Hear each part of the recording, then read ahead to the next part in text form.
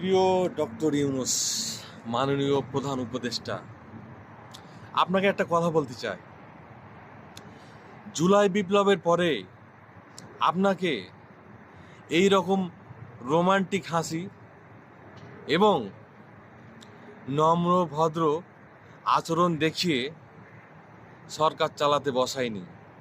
ছাত্র জনতা বুক চিতিয়ে লড়াই করিয়ে, বুকের তাজা রক্ত দিয়ে যেই দেশকে মুক্ত করেছে, যে দেশের মানুষকে মুক্ত করেছে, সেই দেশের মানুষকে স্বস্তি এনে দেওয়ার জন্য আপনাকে ক্ষমতায় বসানো হয়েছে।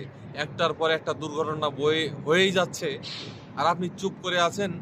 কথা বলতে গেলে একটা সুন্দর রোমান্টিক হাসি দিয়ে কথা বলেন। রাগেন না। আপনার রাগ কেন নাই? একটু রাখতে পারেন না? রোমান্টিক হাসি দিয়ে হাজারটা প্রেম করা যায়, কিন্তু বাংলাদেশের মতো নোংরা রাজনৈতিক নেতাদের